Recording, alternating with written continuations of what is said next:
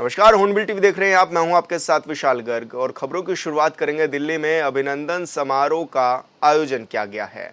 इस दौरान उत्तराखंड में सर्वप्रथम यूसीसी पारित होने पर प्रदेश के मुखिया पुष्कर सिंह धामी का अभिनंदन किया गया। दरअसल विधानसभा चुनाव 2022 में बीजेपी ने राज्यवासियों से वादा किया था कि अगर बीजेपी की सरकार बनती है तो प्रदेश में समान नागरिक संहिता यानी कि यूसीसी लागू किया जाएगा। पिछले दिनों विधानसभा में विधेयक को पारित कर राष्ट्रपति के पास भेजा गया था, जहां से मंजूरी मिलने के बाद प्रदेश में यूसीसी लागू करने को लेकर तेजी से काम किया जा रहा है।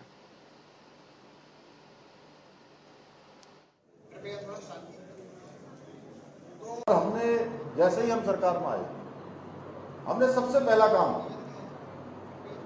क्योंकि पहला जो मंत्रिमंडल का डिसीजन था वो सिंगल डिसीजन हमने लिया और हमने कहा कि हम इसके लिए जो हमने कमेटी बनानी है, एक कमेटी बना दी। सेवानिवृत्त न्यायाधीश रंजना प्रकाश देसाई जी की अध्यक्षता में एक समिति का गठन किया 27 मई 2022 को, और इसमें उत्तराखंड के 13 जिलों में विभिन्न जगहों पर जाकर लोगों से बात की, धार्मिक संगठनों के लोगों से भी बात की, महिलाओं के संगठनों से भी बात की, अनेक साधु संतों से भी बात की और हमारे जनजातीय क्षेत्रों में जाकर उनसे भी उनके भी सुझाव दिए। और लगभग मुझे बताते हुए खुशी हो रही है कि लगभग 2,25,000 के करीब इस संबंध में हमको सुझाव प्राप्त हुए। ये कहीं न कहीं हमारे प्रदेश के लोगों की जागरूकता, उसका समर्पण ये दर्शाता है कि किसी विधेयक को बनाने के लिए इतनी बड़ी संख्या में हमको सुझाव प्राप्त हुए। समिति ने न केवल आम नागरिकों से परामर्श किया, बल्कि सभी राजनीतिक दल के लोगों को भी इसमें आमंत्रित किया कि वह भी आए और वह भी अपने सुझाव दें। विभिन्न बुद्धिजीवी वर्गों से और वैधानिक आयोगों के प्रमुखों से भी उसको सुझाव दिए गए। इससे सुनिश्चित हुआ कि हर वर्ग और समुदाय की चिंताएं इन सुझावों को ध्यान में रखा जाए। माने कि जितने भी इसमें स्टेक होल्डर हो सकते हैं, मैं सरल भाषा में कहूँ तो समस्त हितधारक, उन समस्त हितधारकों को हमने उसमें आमंत्रित किया। सबके सुझाव दिए गए, जनसंवाद के कार्यक्रम हुए और इस कार्यक्रम का मुख्य उद्देश्य हमारा ये था कि सीधे लोगों से मिलकर जो उनकी समस्याएं हैं, उन समस्याओं को समाधान करना, उनको समझना और विधेयक के माध्यम से उनको प्रस्तुत करना। इस प्रक्रिया ने हमें न केवल यूसीसी के जो एक बेहतर मसौदा हो सकता है उसको बनाने में मदद की, बल्कि लोगों के बीच में एक विश्वास और पारदर्शिता को भी प्रगाढ़ करने का काम इसने किया। और सब मिला, जैसा अभी सत्ता जी ने भी बताया, अन्य लोगों ने भी बताया कि हमको 4 तारीख को जो है इसका ड्राफ्ट मिला। 5 तारीख को ही हमने कैबिनेट की बैठक कर दी और विधानसभा का सत्र हमने पहले ही प्रस्तावित किया हुआ था। 6 तारीख को इस बिल को जो है विधानसभा में प्रस्तुत कर दिया गया, चर्चा हुई और 7 फरवरी 2024 को ये बिल हमारा विधानसभा में पारित हो गया, यानी कि विधेयक बन गया।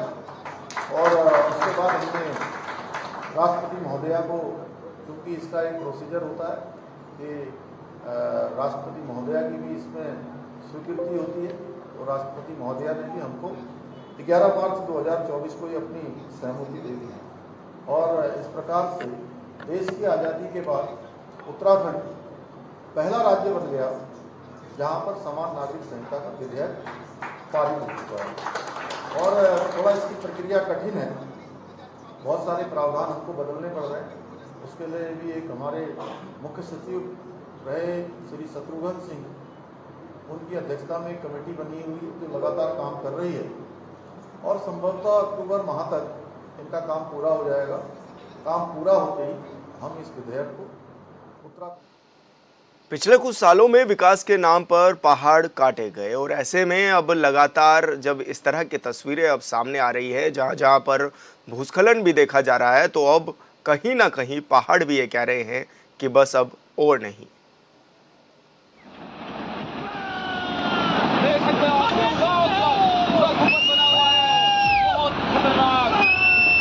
कोई हिसाब जिंदा नहीं रहेगा यहाँ पर, मुझे ऐसा लगता है। ये बहुत बड़ा इंसान है। तस्वीरें देखकर कहीं आप ये तो नहीं सोच रहे कि ये किसी फिल्म की शूटिंग हो रही है। ऐसा कुछ भी नहीं है। दरअसल ये फिल्म की शूटिंग की तस्वीरें नहीं है, ये गुस्सा है उन पहाड़ों का जिसे एक समय में विकास के नाम पर तहस नहस किया गया। अब जब पहाड़ अपना गुस्सा दिखा रहे हैं तो लोगों के होश उड़ गए। लोग सोच रहे हैं कि ऐसा भी हो सकता है क्या? देखो, इस समय जब बरसात का सीज़न लगता है तो मैं तो समझता हूँ कि पूरे पहाड़ में कब कहाँ पर स्लाइड हो जाए, कब कहाँ पे भूस्खलन हो जाए, और बड़ी स्थितियाँ गंभीर होती है। और इसके लिए लगातार जो हमारे जिलाधिकारी हैं और जो हमारे तमाम अधिकारी हैं, उन सबको, जो संबंधित अधिकारी हैं, उन सबको निर्देशित किया गया है कि आपदा के टाइम पर अलर्ट कैसे रहा जाए। जो हमारे डेंजर जोन है उनको चिन्हित किया गया है, और कोई इस तरह की घटना ना हो उसके लिए भी, चाहे हमारे बीआरओ की टीम है, एसडीआरएफ की टीम है, एनडीआरएफ की टीम है, पीडब्ल्यूडी के, जहाँ पर भी जिस विभाग की जिम्मेदारी है उसको बाकायदा अलर्ट करने का काम हमने कर दिया, और पूरी टीम लगातार पूरा प्रयासरत में। लेकिन ये आपदा की है, हो सकता है कि हमने कहीं पे चिन्हित किया और वहाँ पे ना हो, दूसरी जगह पे भूस्खलन हो जाए। ऐसा कुछ भी पहाड़ में पता नहीं लगता कि अभी पता चल रहा है कि वहाँ पे कुछ नहीं हो रहा, थोड़ी देर बाद बड़े बड़े पत्थर गिर जाते हैं। देवभूमि उत्तराखंड में पहाड़ दरकने का खौफनाक वीडियो सामने आया। ऋषिकेश बद्रीनाथ हाईवे पर पाताल गंगा लंगरसी के पास पहाड़ दरक गया। वहीं भूस्खलन का जो वीडियो सामने आया है वो काफी भयावह है। भूस्खलन से पूरे क्षेत्र में धुएं का गुब्बार फैल गया। कहा जा रहा है कि लगातार हो रही बारिश के बाद से तेज धूप से पाताल गंगा लंगरसी के पास अचानक से पहाड़ी पर भूस्खलन हो गया, जिससे मार्ग बाधित हो गया। तो इस समय हम तो यही करेंगे कि भाई, इस समय यात्रा का जो समय है, यात्रा तो बहुत कम हो चुकी है। इस समय यात्री भी, जो हमारे देश तमाम जो तीर्थाटन हैं, आसमान को स्थिति देखते हुए, पहाड़ों की स्थिति देखते हुए बहुत कम लोग यात्रा कर रहे हैं। लेकिन जो यात्री यात्रा कर रहे हैं उनसे भी हमारा निवेदन है, अनुरोध है कि वो भी अपने को, जिस तरह से मौसम बार बार बदलता है, उस तरह से, ऐसा नहीं कि जिस तरह से जल्दीबाजी में लोग पहले यात्रा करते थे उस तरह की यात्रा न करें। और हमारे जो गंगोत्री विधानसभा में, उनसे भी हम इस बार जो है, अभी तो बरसात का इतना सीज़न नहीं आया, लेकिन हर बरसात में उनसे अनुरोध करते हैं कि अगर किसी का विशेष काम हो तभी वो बाज़ार में आए, नहीं तो अपने घर से नहीं निकले, क्योंकि कहीं पे भी कोई घटना घटित हो सकती है। चारों तरफ से कहीं से भी पहाड़, सड़क पर कहीं से भी दरक सकता है, कोई घटना हो सकती है, और ऐसी घटनाएं पहाड़ में लगातार होती रहती है। तो सबको निर्देश दिए, सारी टीम लगातार पूरा प्रयास कर रही है कि हम क्या अच्छा कर सकते हैं, कैसे आपदा के टाइम पे हम, आपदा की घड़ी में हम निपटने के लिए। तो पूरी टीम पूरी तैयार है, और हमारे प्रदेश के यशस्वी मुख्यमंत्री लगातार इसे मॉनिटरिंग कर रहे हैं। उत्तराखंड में भारी बारिश के बाद तमाम जगहों पर भू कटाव और भूस्खलन की घटनाएं सामने आ रही। कई जगह से पहाड़ दरकने की खौफनाक तस्वीरें भी सामने आ रही। जानकार इस बात पर जोर देते हैं कि आने वाले दिनों में ऐसी तस्वीरें अक्सर देखने को मिल सकती हैं। इससे कुछ दिनों पहले ही चमोली में भूस्खलन की तस्वीरें सामने आई, जिसके बाद तेज बारिश और भूस्खलन को देखते हुए चारधाम यात्रा रुक गई थी। इसका पिछले साल जो है ना, इसरो की रिपोर्ट आई थी। इसरो ने एक लैंडस्लाइड एटलस बनाया है। उस हिसाब से उसने भारत के 147 जो ज़िले थे उनकी मैपिंग की है, उनकी संवेदनशीलता उसके भूस्खलन की दृष्टि से की है। उनमें से सबसे 147 ज़िलों में से, भारत के सबसे ज़्यादा संवेदनशील ज़िलों में से नंबर 1 पर रुद्रप्रयाग ज़िला है, और नंबर 2 पर है टिहरी ज़िला। आप समझ रहे हैं कितना खतरनाक है। और उत्तराखंड के सारे 13 के 13 ज़िले संवेदनशील हैं उसके भूस्खलन की दृष्टि से। बात सिर्फ उत्तराखंड के बद्रीनाथ हाईवे तक सीमित नहीं है। प्रदेश में लगातार हो रही बारिश की वजह से राज्य के कई इलाकों में सड़क मार्ग बंद हो गए, क्योंकि सड़क पर पहाड़ से मलबा आ गया। ये बात अलग है कि सड़कों से मलबा हटाने का कार्य जारी, लेकिन जानकारी है कि एक जगह सड़क से मलबा हटाया जा रहा है तो दूसरी जगह मार्ग बाधित हो जा रहा है। थ्रस्ट के हिसाब से, मतलब ये भ्रंश हैं, भ्रंश मतलब ये है टूटे हुए हैं, जो हिसाब दरारें हैं, भ्रंश हैं, वो हैं, तो उनमें रिएक्शन होता है, नीचे होता है, उसके होता है। तो सबसे ज़्यादा जो संवेदनशील माना जाता है वो MCT माना जाता है, central Himalayas and the outer Himalaya के बीच में जो है वो ज़्यादा संवेदनशील माना जाता है।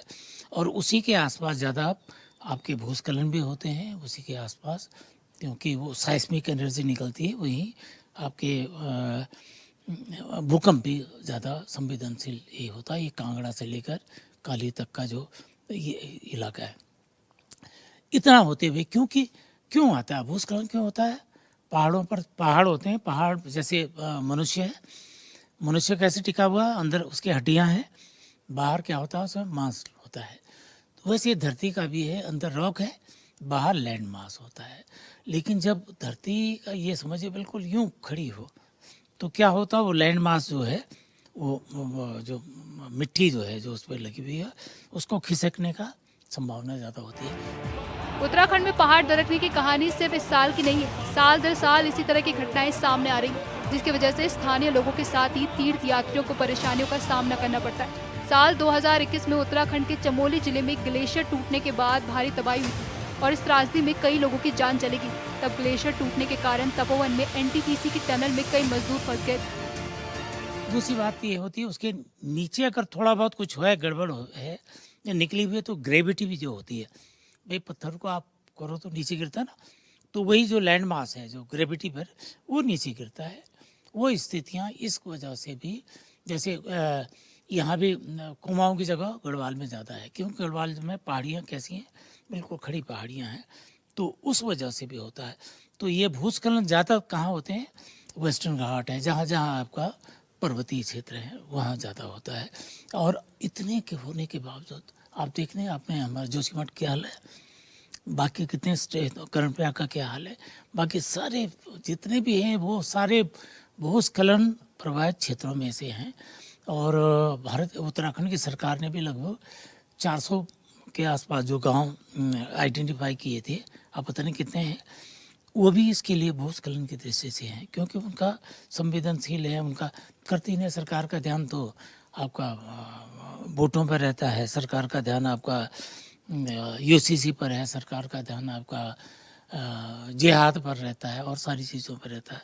ये बुनियादी चीज़ों पर सरकार ध्यान नहीं देती, क्योंकि इससे वोट नहीं मिलते हैं, ये दिक्कत है। कुछ पर्यावरणविदों का कहना है कि कुछ सालों से इस प्रक्रिया में काफी तेजी आई है। पहाड़ी इलाकों में हवाएं भी काफी तेज चलती हैं और सैकड़ों साल में हवा के तेज थपेड़ों के कारण भी चट्टानें कमजोर हो जाती हैं और पहाड़ की चट्टान अंदर से धीरे धीरे कमजोर होती जाती है और इसी कारण पहाड़ टूटने लगते हैं। पहाड़ों को कमजोर करने में भूगर्भीय हलचल भी अहम भूमिका निभाती है।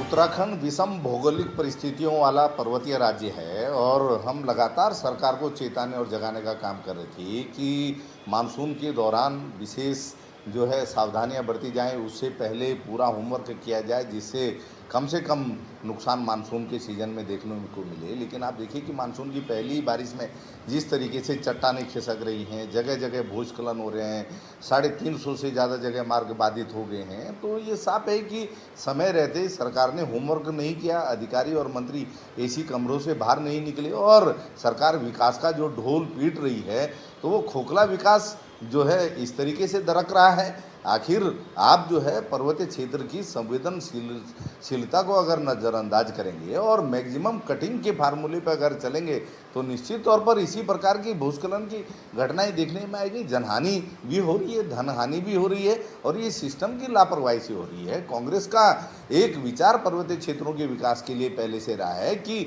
मिनिमम कटिंग और मैक्सिमम प्रोटेक्शन के काम होने चाहिए, लेकिन आप देखिए कटिंग तो खूब हो रही है लेकिन प्रोटेक्शन के काम ही नहीं हो रहे, जिसका खामियाजा आम जनता को भुगतना पड़ रहा है और धन की बर्बादी अलग से हो रही है। सड़कों के निर्माण के लिए हमेशा से ही पहाड़ों को काटा जाता है, जबकि पर्यावरण के जानकार कहते हैं कि इसे रोकना चाहिए। हमें ज्यादा पहाड़ की तरफ न जाते हुए खाई की तरफ जाकर इंफ्रास्ट्रक्चर बनाना चाहिए। इसका बहुत बड़ा उदाहरण हमने 2013 की उत्तराखंड ट्रेजेडी के बाद देखा।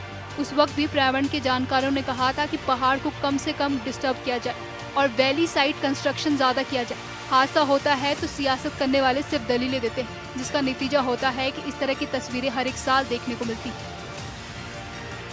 देखिए, हमें विकास भी चाहिए लेकिन पर्यावरण भी चाहिए। केवल पर्यावरण आप लगता नहीं है ना कि क्या है, मनुष्य का और पर्यावरण से गहरा संबंध है। अगर पर्यावरण नहीं है तो मनुष्य का भी कोई अस्तित्व नहीं है।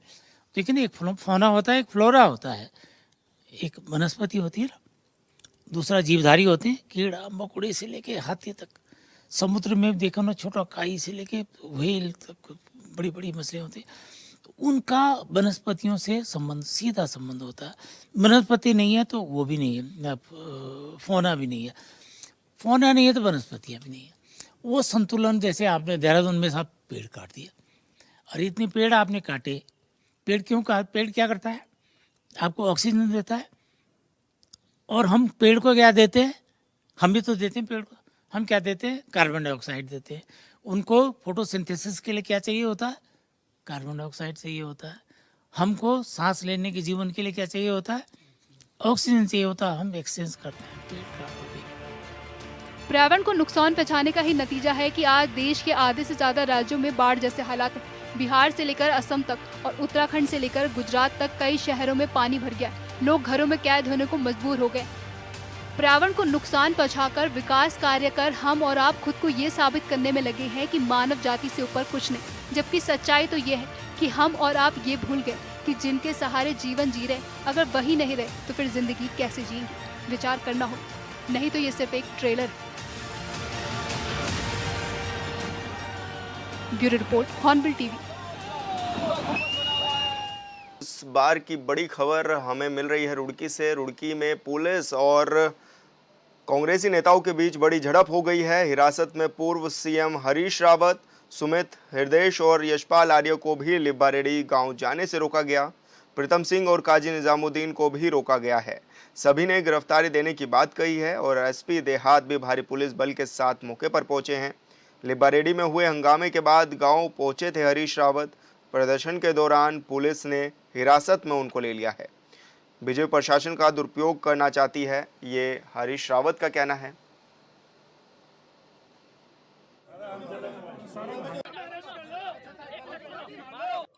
लिब्बारेड्डी में उस लोगों से, मतदाताओं के उस हिस्से से मिलना चाहता था जो भयभीत होकर के, जो डर करके, पुलिस की ज्यादती से घबरा करके घरों में चला गया था। उनसे मैं निवेदन करना चाहता था कि आप जाइए पोलिंग बूथ पर, आप अपना मत का उपयोग करिए, जिसको भी आप वोट डाल रहे हैं अपने वोट डालिए। और मुझको 2-2.5 घंटे तक डिटेन किया गया, रोका गया, मुझको जाने नहीं दिया गया। और अब ये जो है, जब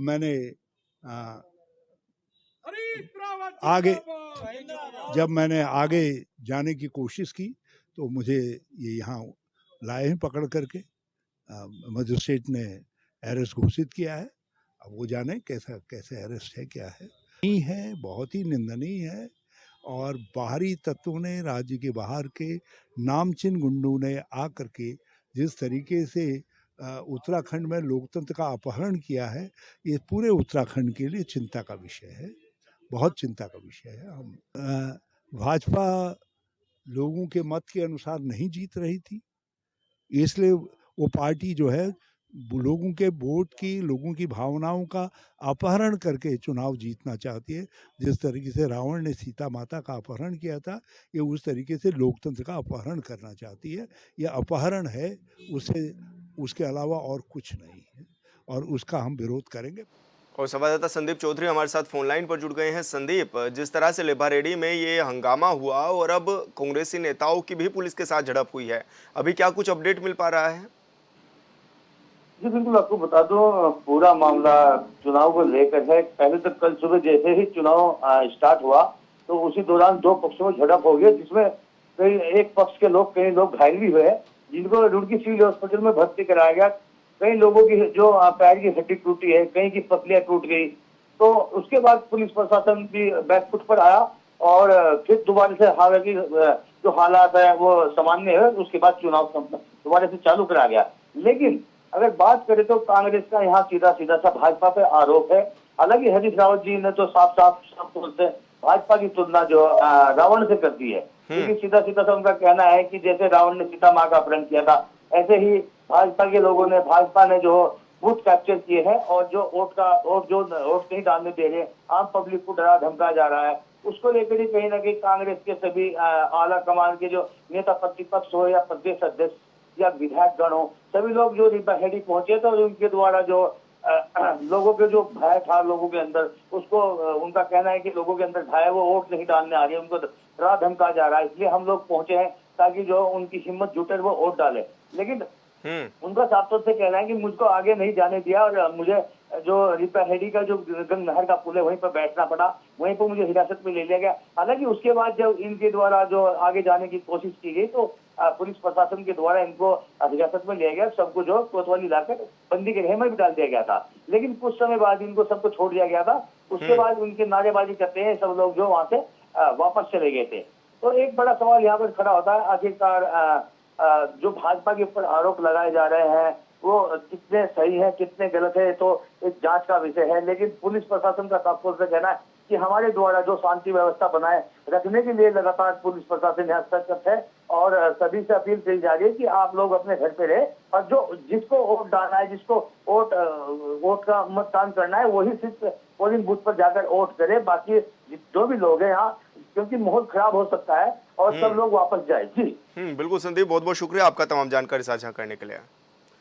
पूर्व शिक्षा मंत्री अरविंद पांडे जसपुर पहुंचे, जहां पहुंचकर उन्होंने कार्यकर्ताओं के साथ पौधारोपण किया। इसके बाद कठुआ में आतंकी हमले में शहीद हुए उत्तराखंड के 5 जवानों को श्रद्धांजलि भी अर्पित की। साथ ही केदारनाथ विधानसभा की विधायक शीला रानी रावत के निधन पर भी उन्होंने शोक व्यक्त किया है। विधायिका हैं, उनका सुबह हमारे सैनिक जो हम लोगों की हिफाजत के लिए देश की सीमाओं पर तैनात थे, आतंकवादी हमले में हमारे 5 सैनिक शहीद हो गए हैं। मैं उनकी आत्मा की शांति के लिए भगवान से प्रार्थना करता हूं कि प्रभु उनको अपने चरणों में स्थान दें, आवागमन से मुक्त करें। साथ ही हमारे साथ की विधायिका हैं श्रीमती शीला रावत जी, आज उनका सुबह गंभीर बीमारी की वजह से निधन हो गया है। मैं उनकी भी आत्मा की शांति के लिए भगवान से कामना करता हूँ। प्रधानमंत्री नरेंद्र मोदी के आह्वान पर एक पेड़ मां के नाम लगाने की जो योजना है लगातार अब वो भी धरातल पर उतरी हुई दिखाई दे रही है। वहीं उत्तराखंड सरकार भी 16 तारीख को हरेला पर्व मनाने की तैयारी में जुट चुकी है। लगातार हो रहे जलवायु परिवर्तन से अब हर नागरिक पर्यावरण के प्रति सचेत होता नजर आ रहा है और पर्यावरण संरक्षण की मुहिम में प्रतिभाग कर रहा है। इसी क्रम में डोईवाला के माजरी ग्रांट क्षेत्र में मिलिट्री इक्विपमेंट परिवार के साथ ही पूर्व सैनिक संगठन ने देश के शहीदों की याद में शहीदों को समर्पित करते हुए वृक्षारोपण कार्यक्रम किया, जिसमें हरिद्वार सांसद त्रिवेंद्र सिंह रावत के साथ डोईवाला विधायक ब्रजभूषण गैरोला ने भी शिरकत की और 100 से ज्यादा पेड़ लगाए। हम धरती को जितना हरा भरा कर सकते हैं वो भविष्य के लिए ज़रूरत है, आने वाली जनरेशन के लिए बहुत ज़रूरी है। आज जो यहाँ पर जो हमारे पूर्व सैनिक हैं और उनके द्वारा यहाँ पर वृक्षारोपण किया गया है, विधायक जी ने और हमने भी उसमें शिरकत की है। ये जो हमारे 5 जवान शहीद हुए कठुआ में, उन जवानों को इसको समर्पित किया गया है और हम सब से यही कहना चाहेंगे कि उन शहीदों की याद के लिए हम यहाँ पर इनकी सुरक्षा की भी जिम्मेदारी लें, क्योंकि वृक्षारोपण तो बहुत सरल है, उनकी सुरक्षा ये थोड़ा कठिन है। तो उनकी सुरक्षा हम करें, क्योंकि हमने उनके नाम से वृक्षारोपण किया है जिन्होंने देश की सुरक्षा के लिए अपने प्राणों की आहुति दी है। देखो, ये हमारे लिए एक बहुत दुखद घटना है और सभी को पता है उत्तराखंड एक सैनिक पैदा करने वाला प्रदेश है और बहुत बड़ी अक्षति हुई कि हमारे 5 जवान शहीद हो गए और जो पर्यावरण बचाने का मुहिम है उस पर हम काम कर रहे हैं। हमारे माननीय त्रिवेंद्र रावत जी का भी हमें प्रेरणा है और मोदी जी की तरफ से भी इस बार अपील की गई है लोगों से। और फिलहाल इस बुलेटिन में इतना ही। आप देखते रहिए हॉर्नबिल टीवी। नमस्कार।